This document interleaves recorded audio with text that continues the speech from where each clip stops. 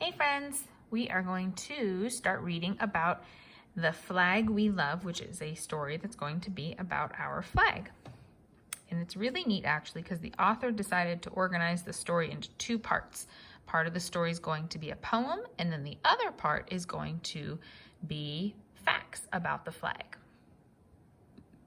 So before we start reading, I want to go over a little bit about the symbols of America, because a symbol of America would be something that people look at and then think of our country, of the United States of America.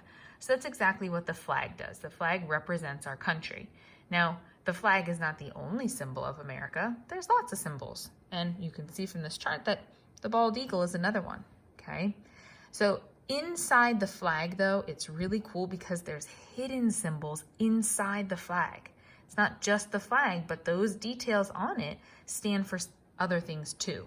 So you have the stars that stand for something that we're going to read more about, the stripes and the colors, and then even the stripes stand for something else.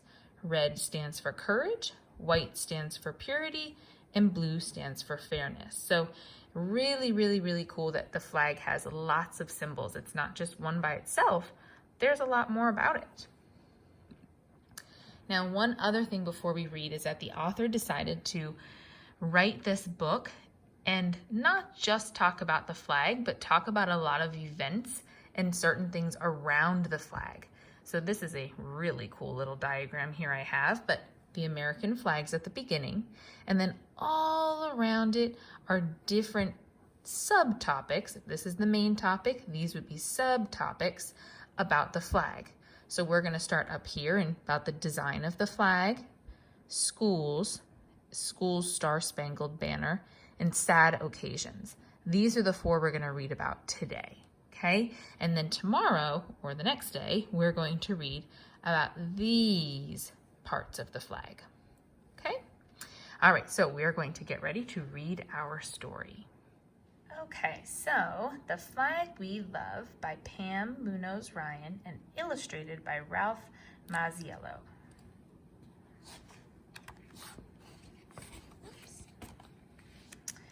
Our flag is the country's symbol of ideals that are meant to last. It's a promise for our future, a reminder of our past. The many connotations for which our banner stands reflect our country's best intentions and the people of this land. And connotations here means what the flag means to different people.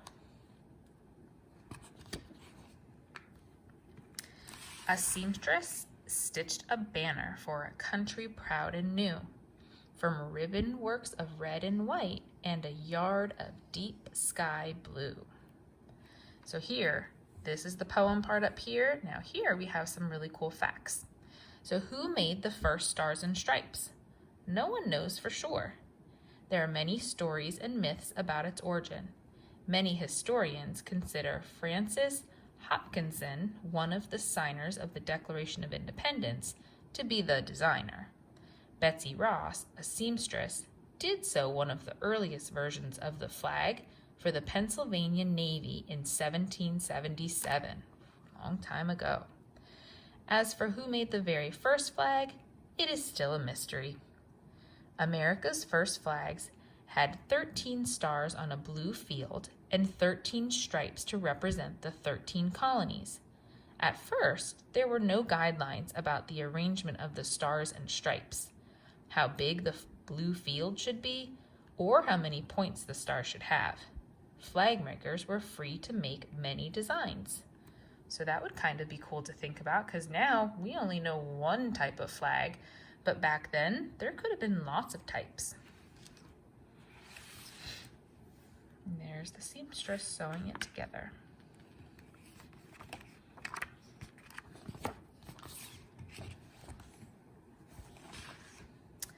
A children raises a radiant flag to let the children know the schoolyard is a place to come for the chance to learn and grow. The Stars and Stripes flew over a log schoolhouse as early as 1812 in Coleraine, Massachusetts. In the late 1800s, James B. Upham, a patriot, wanted school children to show love for their country. He asked them to save their pennies to buy American flags for their schools. His idea was popular with both children and adults. And within a year, they raised enough money to purchase thousands of flags. Today, as a patriotic custom, the flag is still flown near schools when classes are in session. We know that at school we have the flag outside of the school, and every classroom has a flag. Okay, so a custom is something that we do again and again. It's part of our culture. So we can say too that not only do we have the flags, but we say the Pledge of Allegiance, and that is also a school custom to say the Pledge of Allegiance.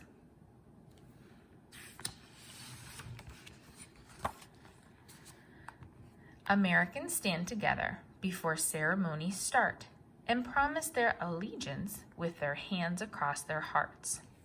I pledge allegiance to the flag of the United States of America and to the republic for which it stands, one nation under God, indivisible, with liberty and justice for all.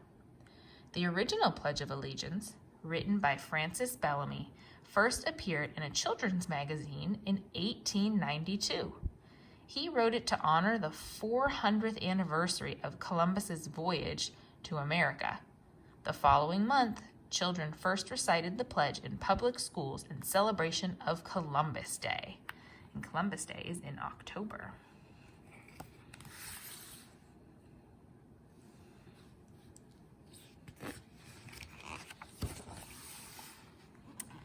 The diligent stars and stripes waved on through the long and pounding night, while patriots prayed that they would see their flag at morning's light. From a boat in Baltimore Harbor, Francis Scott Key observed the British bombing of Fort McHenry in the War of 1812. During the night, he only saw glimpses of the American flag through the smoke and flares of light. The next morning, he was so happy to see the flag still flying that he began writing a poem. Later, this poem was put to the tune of another song and became America's national anthem, the Star-Spangled Banner. The flag that inspired the Star-Spangled Banner was made by Mary Pickersgill and her daughter Caroline. It measured 30 feet by 42 feet. It was as wide as almost two-story houses are tall. Wow. Today, that restored flag is on display at the Smithsonian Institution in Washington, D.C., which is very cool because you'll get to take a field trip there, I'm pretty sure, when you are older, and maybe you'll be able to see this flag. Okay, so it is actually at the museum, the real flag you can go see, which is very cool. I want you to think about, though, why do you think it's so torn and battered? I bet you the picture I show you next will give you a really good clue. I'm thinking about, if I'm visualizing, it said that he only saw glimpses through smoke and flares.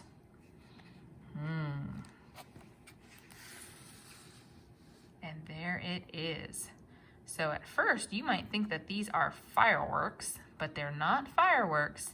They are bombs. So here you can see on the ship, this would be a cannon right here. And they open up that part on the ship and it would shoot out the cannon. And the cannons would land way over here on land and make that giant explosion. So definitely, oh, you can even see the shadow of another boat here. Definitely a scary, scary part of our history. All right, so we are going to stop it here for today. And we're going to go to a graphic organizer to summarize really quickly just the most important parts we've read. All right, I can't wait to read the rest of that tomorrow. It's very interesting, lots of cool facts. So we are going to quickly summarize what we've learned. Now remember, a summary is a quick description of what you've read. It is not all the little details. It's just gets the main idea or the main point across. So far, we learned that the flag is an important symbol of our country. It had many designs in the beginning and later became a custom to fly it at schools. We also say the Pledge of Allegiance and sing the Star-Spangled Banner to celebrate our nation. Okay? Okay, so those were the main things that we read about today in our story. I didn't tell all the little details or all the little facts we learned, just a summary, a quick description. All right, our grammar for today, we are going to combine. And when we combine, we're going to change the pronoun. So here are 2 sentences. The first one is, Americans stand together before ceremonies. Second sentence, Americans promise their allegiance with their hands across their hearts. So I want you to change the pronoun. So this word here that I highlighted, Americans, what would we say? What's a different pronoun instead of repeating the word Americans? So when you go ahead and combine these 2 sentences, I want you to change this word to something else. Okay, and remember, you're going to take a picture of it then and send that to your teacher. The next thing I want you to do is to expand. This was my favorite. In school, I always talked about this being like a balloon. Nobody wants an itty bitty balloon. You want that balloon to be big and blown up. So our sentences, we want to be the same way. This is just an itty bitty sentence. The flag was large. I want you to use some different adjectives, remember describing words, to make that sentence bigger, expand it. And again, write it down, take a picture, and send it to your teacher. Okay, the last part of today, and this is definitely a very fun assignment for today. You're writing. You are going to imagine you were a flag maker in the early days of our country. Design a flag, but remember to include the right number of stripes and stars. Write about why you designed it the way you did. So remember, we talked about that long ago when they were first making the flags, they had freedom to make it however they want. Okay, they didn't have the guidelines that we have now. Now our flag always looks the same, but back then it was different. All right, so I want you to think about that and make a beautiful flag. I cannot wait to see our pictures. Okay, so again, take that picture, send it to your teacher. All right, and then we will finish our story next time.